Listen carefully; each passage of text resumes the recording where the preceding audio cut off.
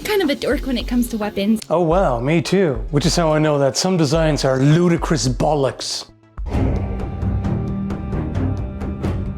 Over the years, people have often asked me to talk about weapon designs from RWBY. Presumably the same people who for some reason like to listen to me pretentiously rant about fantasy. I mean, no need to be anxious, by the way. I'm not gonna trash talk your favorite underage waifu. I have to wonder why though? Why ask me about RWBY? You might as well ask me how realistic Looney Tunes are. I mean, this is a show that fully leans into the rule of cool and that prioritizes action animations over story writing. A show that's not even consistent with its own lore. H-Bomber Guy said it best. Something the show is very careful to explain is that they're not magic, because people don't think magic is real in this setting. We have dust, semblances, but I mean, there's no such thing as magic. 3 of the things I just showed you were semblances, and 1 of them was magic. Good luck figuring out which is which. He generally makes a lot of good points in hilarious ways, and unlike some people, he manages to stay engaging without empty rambling and repeating himself 100 times. Where was I? Ah yes, the rule of cool. That's what this show does really well. There are some impressively choreographed? Do you call it choreographed in case of animations? Well-designed fight scenes that go all the way and are genuinely entertaining and cool to watch. Yeah, there's some pretty bizarre shenanigans. I mean... I did go a little overboard in designing it. Yeah, no shit. You think? A little bit, maybe? Scythes that transform into guns and gunchucks that combine into a bow staff and yeah, there's a lot of bizarre stuff intended entirely for the fun of it, just for outrageous action and really cool stuff, which is of course totally up to personal opinion. Believe it or not, despite my obnoxious rants about my realism, I can't totally appreciate stuff like this. I mean, there does come a point where it gets so silly that it detracts from the experience. Gunchucks are where I draw the line personally, but you might draw the line elsewhere. You might draw the line at skinny schoolgirls fighting with gigantic weapons that must weigh 50 kilograms.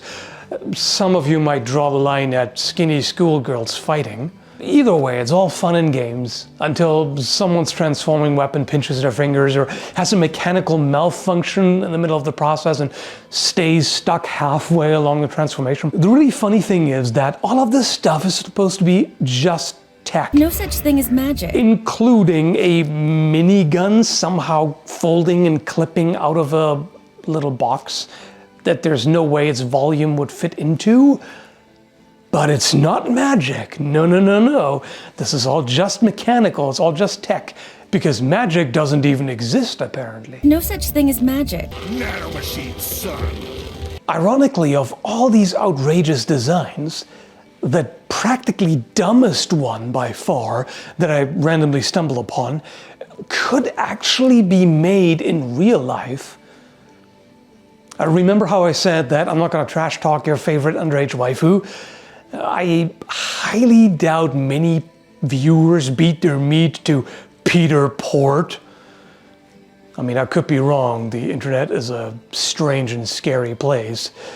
But his weapon takes the cake. The Blowhard. Oh my. Which has an axe blade attached to the stock. There are a bunch of things wrong with this, as I'm pretty sure you can imagine. I mean, funnily enough, Rooster Teeth themselves poked fun at this through one of their characters, Chibi Weiss, saying, And why does this weapon have 2 axe blades? You can't even aim.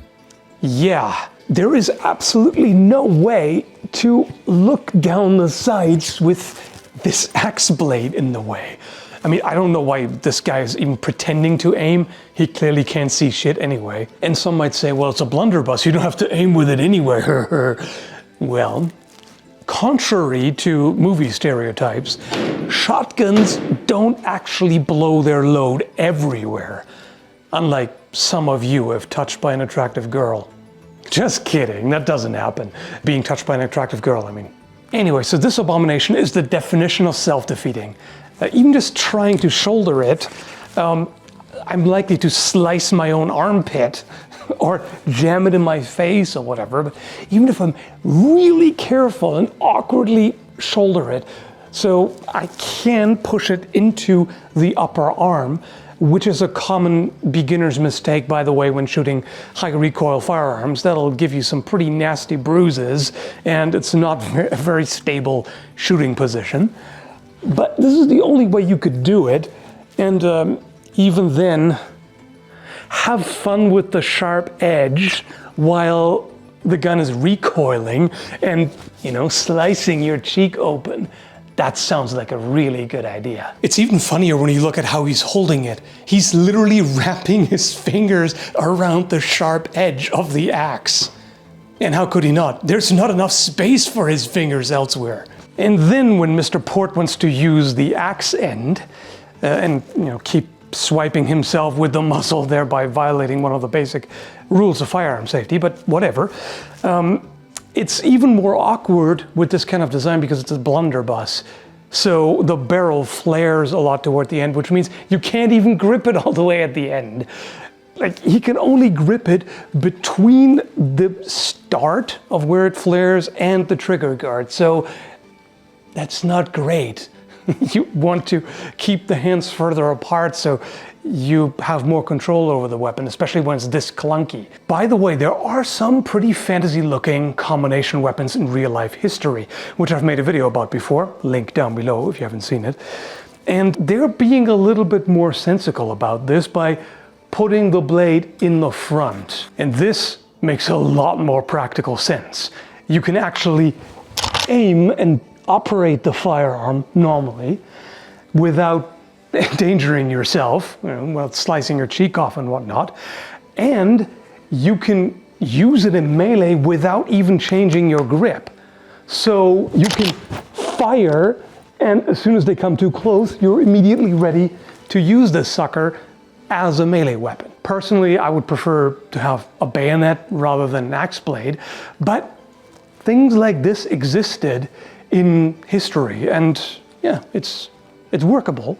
They weren't terribly common, not all that popular. It was seen as more of a novelty, whereas bayonets, of course, were staple, very common. But it's doable, it's practical, it looks pretty cool too. Not this, but you know, the originals. So long story short, I actually prefer the GUNCHUCKS over the double axe blunderbuss. At least it's going all the way, and the transformation animation looks really cool. Like, I can't argue with that. Anyway, I hope you found this entertaining and perhaps somewhat informative too. Thanks for watching, and have a good one, folks.